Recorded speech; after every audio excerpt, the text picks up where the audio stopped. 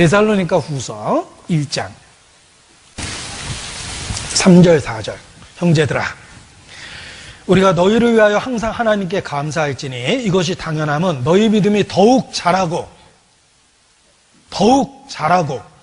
우리의 믿음은 더욱 자라는 특징이 있습니다. 생명이 있기 때문에 그래요. 마리아의 몸에 처녀로 잉태되었습니다. 그리고 끝이 아니에요. 잉태된 아이는 뱃속에서 자랍니다. 믿음이 그렇습니다. 마리아 태 속에 잉태된 생명이 자라듯이 우리의 믿음도 더욱 자라게 만드셨어요. 너희의 믿음이 더욱 자란다. 이 복음이 이미 너희에게 이름에 너희가 하나님의 은혜를 참으로 깨달은 날부터 너희 중에서와 같이 또한 온 천하에서도 열매를 맺어 자라는도다.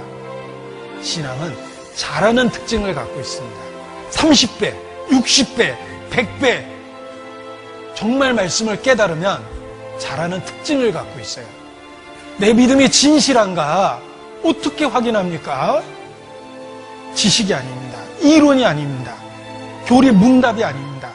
이 복음은 말로만 너에게 이런 것이 아니라 능력과 성령과 큰 확신으로 되었다.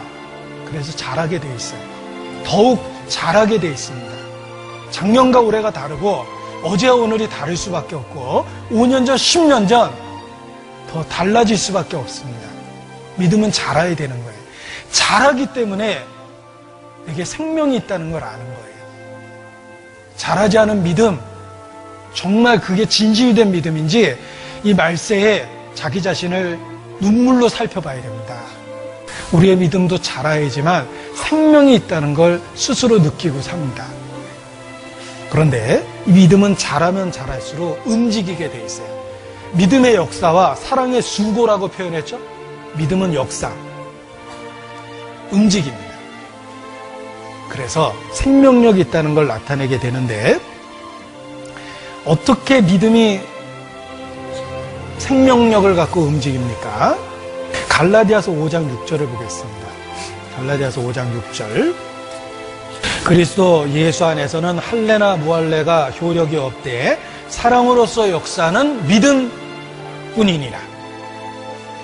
사랑으로서 역사하는 믿음. 믿음은 자라면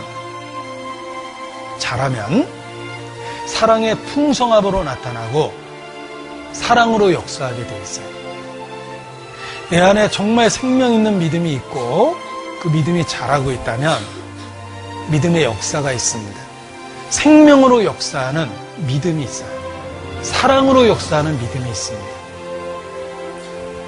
그래서 내 구주 예수를 더욱 사랑하게 됩니다. 그 사랑의 깊이와 높이와 길이의 그 어떠함을 깨닫게 됩니다. 내 어린 시절에도 막연하게나마 어머니가 나 사랑하는 거 알고 있었습니다.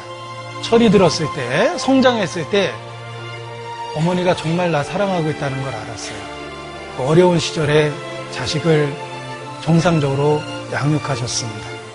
내가 결혼해서 부모가 되었을 때 정말 어머니가 나 사랑한다는 거 더 알았습니다. 그리고 어느 날 늘 있을 것 같았던 어머니가 돌아가셨을 때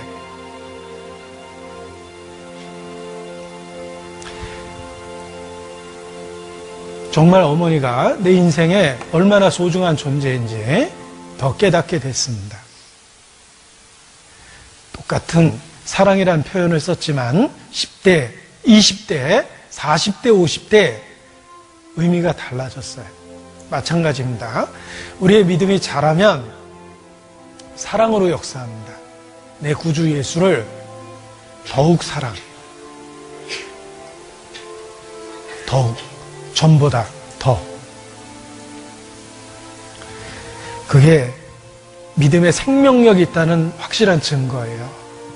신앙생활은 지루하고 따분한 게 아닙니다. 삶의 단조로운 반복이 아닙니다. 성장이라는 변화되는 단계를 경험하는 거예요.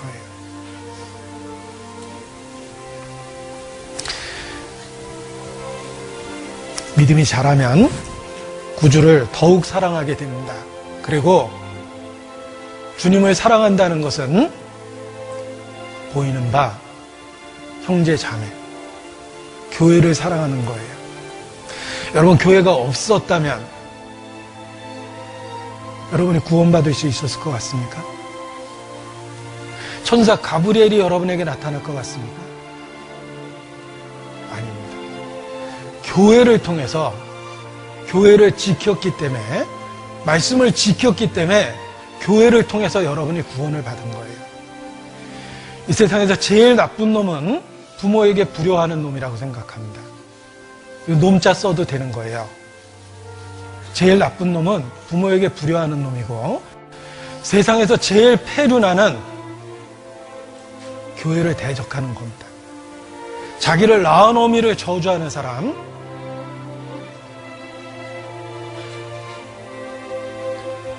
잘못된 거예요. 마지막 때 부모를 거역하며 영적으로 그러합니다. 거기에 일부가 되면 안 돼요. 주님을 사랑하면 사랑할수록 교회를 사랑하게 됩니다. 내 어머니, 육신적으로 내 어머니, 단점을 말하자면 제가 책 한 권 쓸 수 있어요. 왜냐하면 가장 가까이에서 어머니 인생을 봤기 때문에 제가 어머니의 단점을 얘기하자면 책 한 권 씁니다.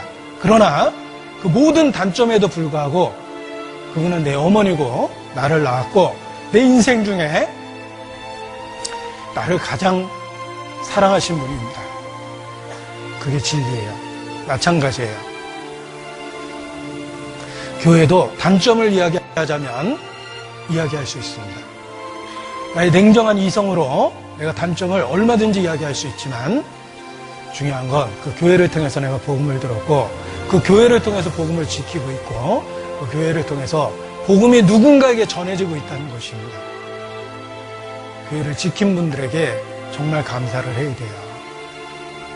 그래서 우리 자신이 구원을 받은 거예요. 주님을 사랑하게 되면 저절로 교회를 사랑하게 됩니다. 형제 자매를 정말 사랑하게 돼요. 그리고 다른 영혼, 솔직히 내 육체는 누가 구원받든지 안 받든지 난 아무 상관없습니다.